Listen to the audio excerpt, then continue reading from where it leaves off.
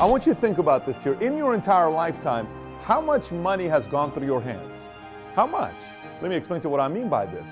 Maybe you made $73,000 last year, 28 years old. And the first time you got a check was 14 years old, it was $100. Add that whole thing up. You'll come out with a number, $493,000 or $1.9 million or $6.3 million, depending on who it is watching this video. The question is this: how much is left in your wallet? Truly, what is in your wallet? Not what's in your wallet with capital choice. I'm talking like really, what's in your wallet? What do you have left? How much savings do you have left? And if you're not too happy with this question, it's very simple. The reason why you don't have a lot of money left is because you don't know how to play the money game. Simple as that. So today in this video, I'm gonna cover with you 20 rules of money. These are rules of money that I followed, and it's obviously from a lot of mistakes I made, because there was a point in my life where I had made money and there was nothing left in my pocket. So I'm telling you from my experiences. But rule number one is the most important one, and it's the one you have to buy into immediately. It's very simple. You can fight it, say whatever you want to do to it. It's a rule. And the rule is, it's a game. Money is a game. And the great thing about any game is the following thing. No matter what game you play the most, eventually get good at it. If I've never played chess and I play you and you played 100 times chess, you're probably going to beat me. If I have played Monopoly 1,000 times and you played 3 times, I'm probably going to beat you because it's a game. So the great thing about the money game is it can be learned. So many times people fight it and they have problems with it, and they say, well, you know, that person became rich because they're smart, this person did this. No. They learned the game, and you can also take the time to learn the game. Rule number 2 is don't be a hater of money. If you hate money, you'll never get money, because money doesn't like haters. So if you're a hater and you constantly say things like, well, money doesn't grow on trees, and money is this, and money is that, and rich people are this, you're right. Money says, you're right, I'm not turned on by you. It's almost as if going on a date with an attractive girl and telling the girl that you don't like attractive girls who don't know a lot about philosophy, and all they care about is their looks and doing makeup and doing this and working out and going to the gym. And this girl's like, dude, I put makeup on, I work out every day to stay in shape, but I also like other things in my life. But you know what, you're right. You're not attracted to me, I don't like you. She goes and finds another guy that says, I like a girl that takes care of her body. I like a girl that takes care of her skin. I like a girl that does makeup. I like a girl that works out 5 days a week. She's attracted to that guy. Keep that part of mind. Don't be a hater with money. Number 3, it's a doubles game. Listen, this should you can stop watching the entire video. You got the main things out of the way. It's a double game. And by the way, at the end of the video, I'm gonna give you a free PDF. It's a double game. What is a double game? The entire game of money, it's about doubling your money. So what do you mean, Pat, doubling your money? Let me explain it to you this way. If you right now have $1,000 in your bank account, if you're watching this, you have $1,000 cash, you are 10 doubles away from $1 million. That's it. You're 5 doubles away from having $32,000. You're 13 doubles away from having $8.192 million. You're 14 doubles away from $16 million. It's a doubles game. So how soon can you double your money? That's truly the game. Can you take that $1,000 and double it to $2,000 in the next year? So the next thing is, now it's $2,000 you have an account. Now you are 9 steps away from $1 million. You may say, Pat, I already have $100,000 in my account. Well, guess what? You're 4 doubles, 3 doubles away from $1 million. All you gotta, it's a doubles game. This is a piece of cake when you learn it's a doubles game. So the question then becomes what? How soon, this is the real game of doubles. It becomes 2 different things. Risk tolerance, because you got to know yourself when it comes to money. Your risk tolerance, depending on the age you're at, if you're 65, your risk tolerance is going to be lower than you being 22 years old, right? So you have your risk tolerance, you need to know you. Then the other part is time horizon. What is your time horizon? So time horizon could be, I want to have $1 million by 10 years from now. Great. If it's 10 years, what do you have right now? Then you have to play your doubles game. How many doubles do I have with the $17,000 to get to $1 million? It's a simple game that you can learn what to do. As long as you know your risk tolerance, you know your time horizon, what it is and what the amount is, then you're playing the doubles game. Number 4, seduction. Let me explain to you about seduction, okay?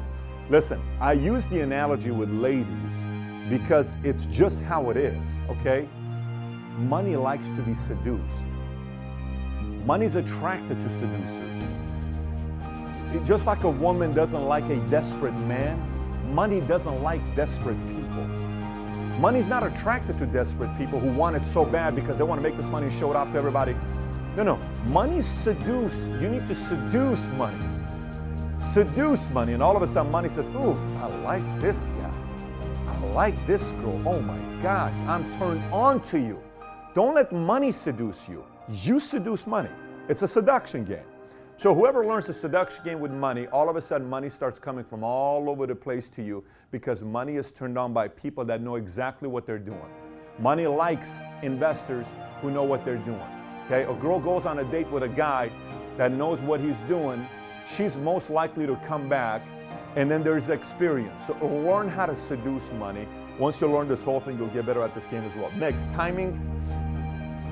Timing when it comes down to money. Let me explain about timing. I'm not talking timing like this is the best time to invest into Snapchat or this is the best time to buy the IPO of Facebook and etc. I'm not talking that timing.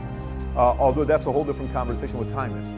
Timing, I'm talking about running a business. I'll give you an idea. There was a time where logically I had to cut down, okay, in my business. And I had to get rid of 2 or 3 employees. Logically, I had to cut down. But I knew what I was getting ready to do, and I had access to all the information. I decided to double down, and that helped expand the business to new areas, new territories. So, and then the other part is cutting down expenses, is you knowing, maybe numbers are looking very good, but there's an area that needs to be cut down that no one else knows about the information. You need to cut down because you have access to all the information. So there's got to be a part where you need to know, and that this is a thing that we can't teach you. This is not something I can teach you about. But this is going to be a part of it that you're going to learn from experience with timing. Timing with when you buy, timing on when you invest, timing on when you stay light, timing on when you stay liquid, timing on when you go. There's a timing aspect to all those decisions you'll make. Number 6, boredom. Let me explain what boredom means. Money needs to be moved, okay? Again, if a girl is bored with you, she leaves you because you're too boring. Same with men. If a man is bored with a girl, they're going to leave because it's boring. Money doesn't like to be bored. What do I mean? If money stays in a checking account, money's going to somebody else who knows how to use that money. If money is just staying somewhere and it's not working, it's too boring, it goes to somebody else that knows what to do with money. So you got to make sure money's always moving. Money's always moving for you, always moving for you, always moving for you, always working for you, always out there doing something to create more money for you. Next, secret account. You always got to have a secret account. Let me tell you what a secret account is. It's an account that no one knows about. Your wife, your husband, your boyfriend, girlfriend, mom, dad, brother, sister. No one knows about this account. What is this account? It's a crisis account. A crisis account could be cash. A crisis account could be somewhere sitting down that no one knows. But now I know you may say, Pat, you just talk about boredom and you talk about this. 2 complete different stories. You got to have a crisis account that's not your emergency fund. I'm not talking emergency fund that this is the right thing to do. I'm talking a crisis account.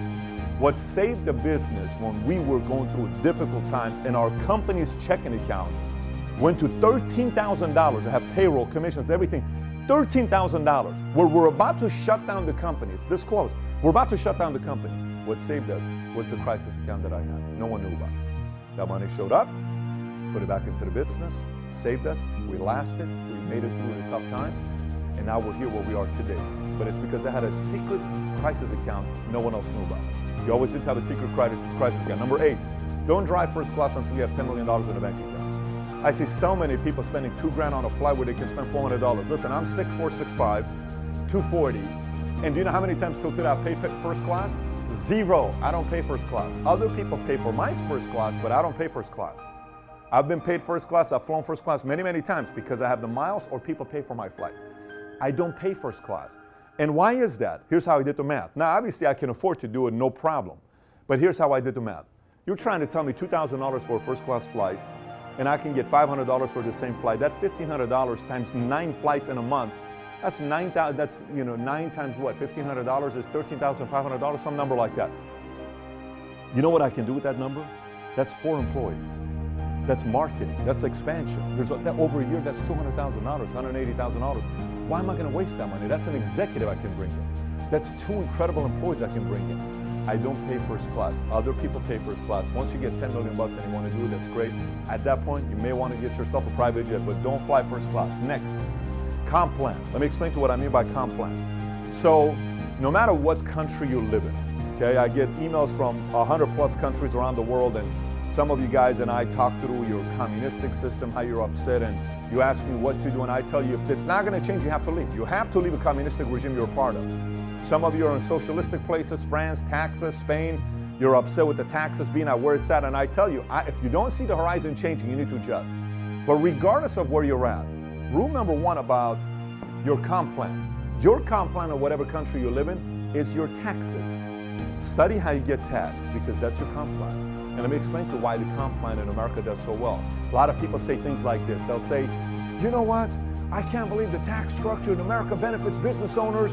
And you know, why is it that they benefit business owners? Because business owners create jobs. If you created jobs, we'd give you a tax benefit. If there wasn't a tax benefit, an incentive for business owners, then who's going to create jobs for all these millions of people that need jobs? So you may say, well, Pat, if the incentives for business owners, shouldn't I be a business owner? Yes. Every single episode's about you becoming an entrepreneur. Yes, you ought to be a business owner. You ought to be an entrepreneur because it benefits you in your comp plan. It benefits you in your comp plan. And position yourself properly by knowing what your comp plan is. Rule number 10, end of the world mentality. Listen, CNN, MSNBC, Fox, Susie Orman, Dave Ramsey, whatever these names you want to go through, all of these names, put them all together. You know what they get paid to do?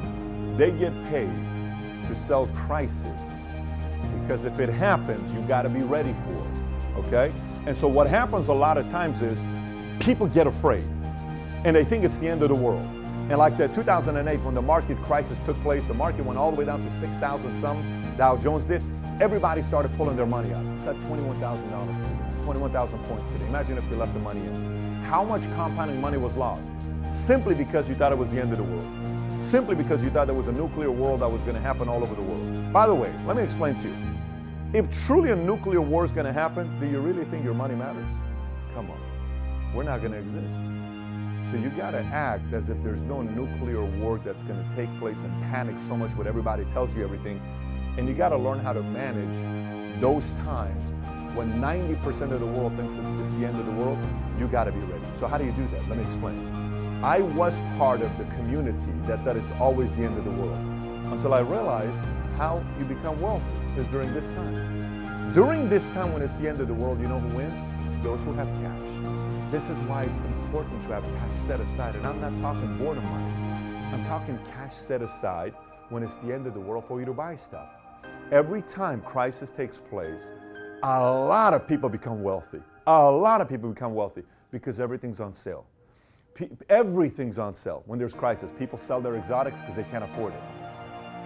People sell their artwork for 1/5 of a price. Homes sell for 1/2 of a price. Investments, all these things is for sale during the time when there's the end of the world type of mentality. So you got to have a strategy for this time. Some say market's about to tank again in the next 2-3 years. I don't know if it is going to tank in the next 2-3 years. Here's what I do know. It's going to tank in the next 20 years, and I'm ready for it. I have to be ready for it because there's going to be opportunities. You also got to be ready for it. Number 11, study your politicians, especially your president. Let me explain to you why. You got to know what your politician and your local community is going to do and what their philosophies are. Here's why you need to know their philosophies. If their philosophy is to do heavy-duty taxing on you, you need to adjust accordingly. If their philosophy is to cut down taxes, you need to adjust accordingly. People ask me, Pat, what am I going to do with Trump? Start a business. Taxes are being cut. Go make your millions of dollars the next 4 years. And if it's 8 years, go make your money. And adjust. Everything's about adjustment. But you can't not know what their philosophies are. You need to know the philosophies of the politicians in your community. Number 12, study smart investors, but don't be too religious about them. Like, for instance, you ought to read everything Warren Buffett's got. Read every single thing Warren Buffett's got. Every single thing. Read any of the books that he's got, go read them. Because what he's going to teach you is his way of thinking, his mindset. He's going to teach you the way he's thinking. Like some people said, why did Warren Buffett spend $35 million to buy silver 6 years ago? And why did he all of a sudden, why does he not do any technology and stays away with it? You know, and why does he? These are philosophies. The thing that you got to respect about Warren Buffett, when he says, I don't do technology, he didn't do technology.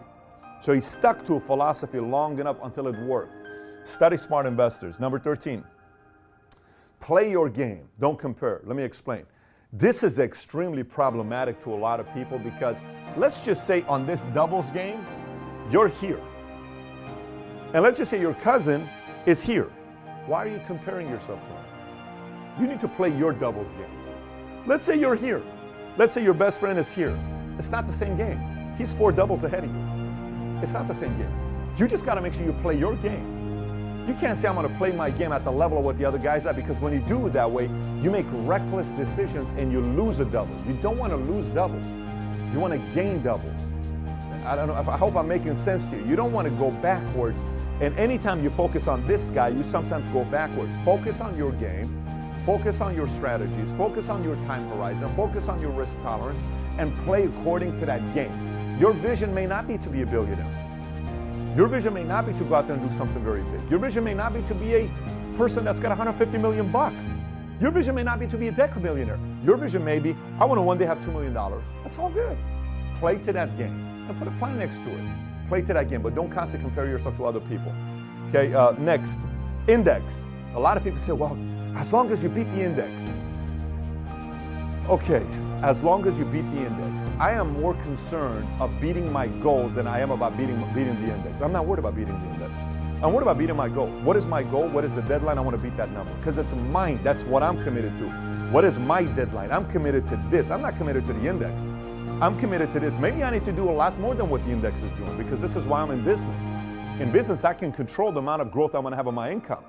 I can't control if I'm studying just the index and the index is going 11.9%. I beat it 2.3%, but that's going to take me a long time for me to get over here. No. Play your game, beat your goals instead of trying to beat the index only. 15, befriend moneymakers. I'll tell you why befriend moneymakers that you trust. If you're around other people that know how to make money, you're going to make money. It's just kind of how things work out. If you're around people that know how to make money, you're generally going to make money. If you're around people that don't even know how to make money or don't even make a lot of money, you're not going to make a lot of money. You know, so know who you're going into business with, know who you're doing things with. Sometimes things seem too sweet or sexy and all this stuff, but you don't know the person. I don't touch any of that stuff. It's important for me to know who I'm going to be doing business with. I hire very slowly, very slow. I fire very fast. The moment I'm done with somebody, boom, gone. 4 people we employ, fire in a day, no problem. I can't do this. The tolerance is not in the right place. We can't do this. We need to move on. But I hire slowly, especially the higher up it is. The more I travel with the person to get to know. Same exact thing when it comes down to here. Whoever you're going to do business with, befriend them. Travel with them. If somebody's extremely wealthy, go to dinner with them. Get to know their wife. See how they're around their kids. Kind of see their standards of living. See their discipline. See their behavior. And then say, I like this person. I like what their friends say about him. I like how his cousin talks. I like how this is a person I can do money and business with. Number 16, diversification is for absolute sissies, okay? So if you're a sissy and your risk tolerance is very low, it's okay. It's okay to be a sissy. A lot of people are sissies. But if you truly want to create wealth and you're wondering why in your lifetime you've worked for 17 years and you don't have a single penny and you've made $617,000, yet you only have $6,000 to show for, there's a problem there. There's a problem there. What is the problem? Diversification is a great concept to sell for these expert financial advisors that are playing every single thing safe and all these other things. Yes. Now, for those of you that are watching this and you're 73 years old, diversification may be good for you if you already have hit your goal of $6 million and you're where you're at. You're 62 years old. I respect the fact that you've already hit your numbers. That's solid. Risk tolerance lower, time horizon lower. Okay, you're playing a different game. I'm talking mainly for the people that are in the offensive mode of their lives, that you're trying to get here. Maybe you're around this market. I'm not talking to the people that are here. I'm talking to the people that are here. You're trying to get your doubles to go quickly, faster. If you just rely on diversification, 20, 30, 40 years, well, then you just got to know that it's going to take 40 years. It's going to take 30 years. Maybe. That's if everything goes the way it's supposed to be going. So I don't recommend just relying on diversification to take you to where you want to get to. 17. The game is about leverage. Everything is leverage. Now let me explain what leverage means. I'm not saying leverage going to debt with everything. I'm not talking leverage like that. I'm talking leverage period. What can leverage be? Leverage your business. How can you grow your business if you're running a business? How can you leverage to have more support? How can you leverage to sell more? How can you leverage to expand more? How can you leverage to increase the value of your business more? How can you leverage to market yourself more? How can you leverage to get to the customer faster? How can you leverage to increase the speed of growth of your business? How can you leverage to get certain things going? How can you leverage? Everything is a leverage game. Everything is a leverage game. And the more you study the concept of leverage and the game, how it works, the better it is for your wealth. Number 18, positioning. Positioning has to do with, for instance, I'll tell you what positioning is. We can do a whole thing on positioning, but I'm just going to give it to you in a shorter sense. Positioning.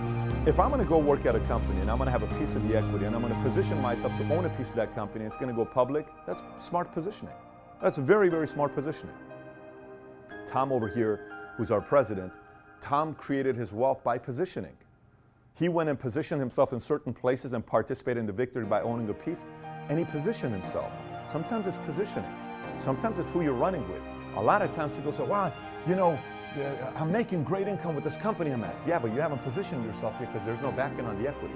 So it's positioning. You got to also position yourself here to make sure you're taking care of that part, right? Of course, you got to take care of your credit. You got to have high income, savings, investments. But you got to make sure you position yourself properly as well. Number 19, strategic partnerships. Strategic partnerships. The more you can create an environment, it's kind of similar to befriend moneymakers, but this is slightly different because it's intentional. If you can figure, like what we do with our company, is we have strategic partnerships where a lot of people make money, okay? The more people make money, the more people continue to do business with you if there's strategic partnerships. I have strategic partnerships with $400 billion companies, $200 billion companies, $60 billion companies. I have strategic partnerships with a lot of different companies that benefits them, okay? Strategic partnership increases the value of making money because a lot more people are making money with you when they go into business with you. And last but not least, big check syndrome. Let me tell you what the big check syndrome is. Oh my gosh, I've seen so many people screw this whole thing up, and I'll just explain to you what it is. So for instance, say you are doing a real estate, hypothetically, okay? And all of a sudden you get, this one client wants you to sell their home. It's a $3 million home. I'm just throwing numbers out there. And you go and sell this $3 million home, and the check is $100 and some thousand that you get. And you say, oh my gosh, I made $100,000. And for 2 months, you live as if you made $100,000 in a month. What you don't realize is that $100,000 check in a month, you need to look at it as an $8,300 a month income for that year. That's what that means. It's not $100,000. And I've seen so many people who treat this as $100,000 in a month, and they get cocky, arrogant, all this stuff, and then they go back to right here. And the double goes lower and lower and lower. And they don't realize it's just the big payday.